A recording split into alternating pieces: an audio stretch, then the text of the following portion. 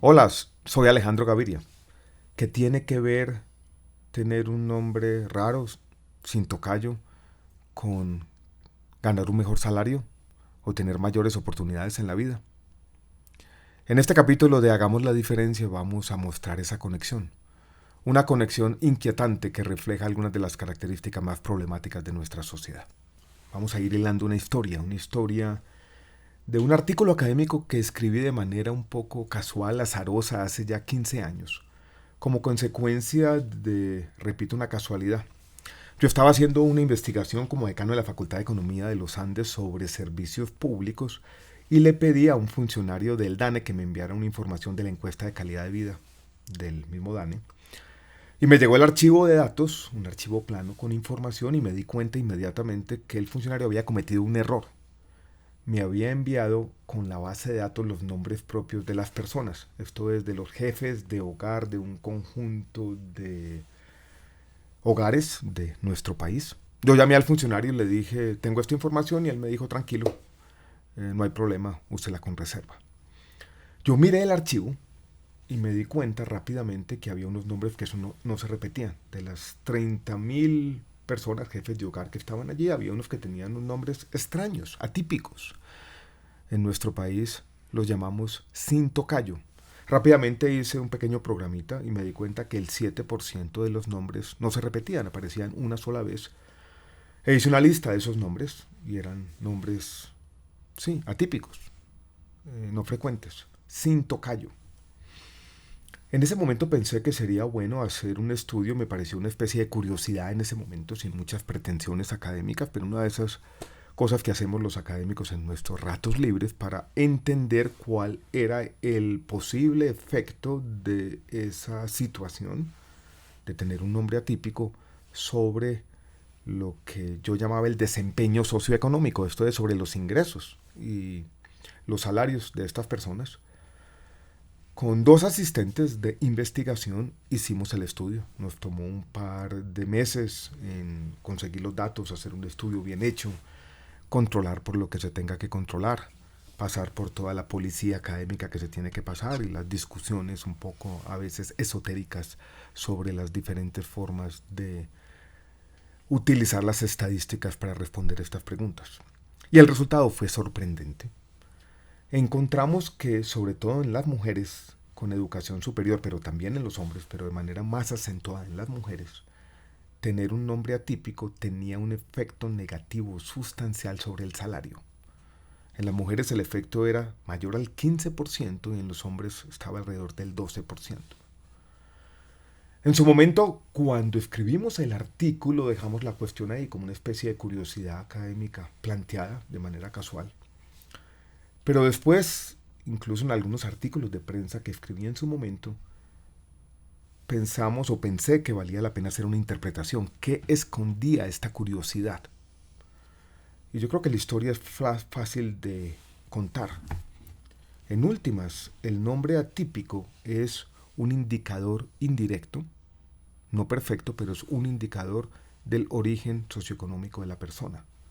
O para decirlo de manera más clara y más directa, es un indicador de su procedencia social, de su clase social.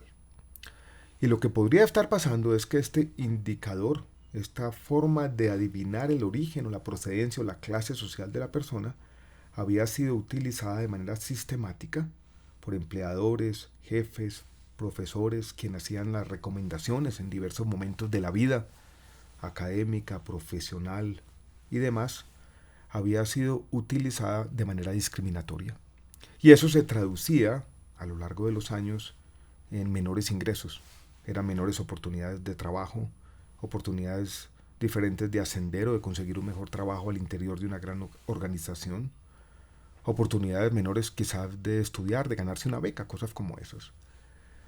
Y que en el fondo lo que estábamos midiendo con este artículo aparentemente ocioso, que surgió de una curiosidad académica sin mucho sentido, era uno de los problemas fundamentales de nuestra sociedad, el clasismo, que de alguna manera nos lleva a la siguiente reflexión.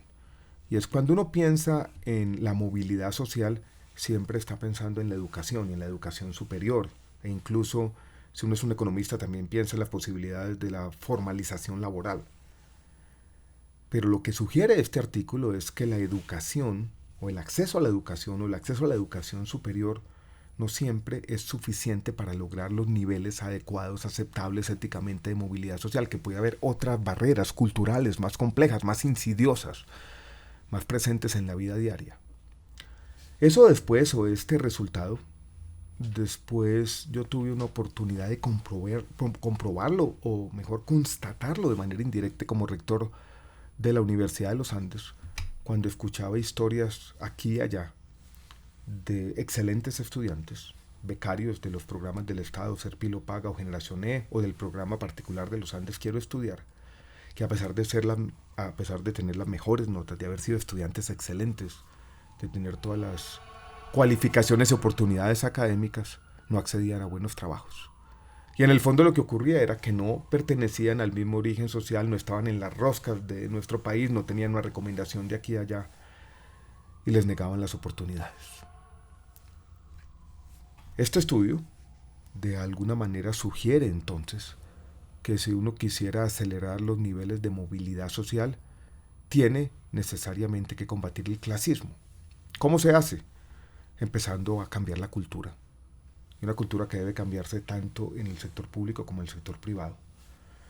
Yo en conversaciones que he tenido muchas veces con gerentes de empresa y altos funcionarios del sector privado les pregunto que si ellos tienen algún indicador de diversidad, por ejemplo, del tipo de universidades públicas o privadas del que provienen sus diferentes empleados, o si tienen indicadores en los profesionales de diversidad en cuanto al lugar de la ciudad donde viven los diferentes profesionales, o en cuanto incluso más sofisticados a la educación de los padres, o si son profesionales de primera generación, cosas como esas.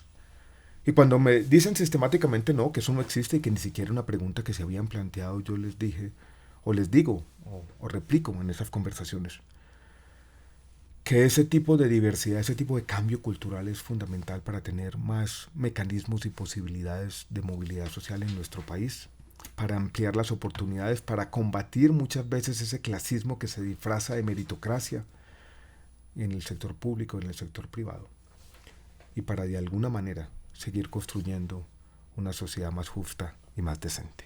Muchas gracias.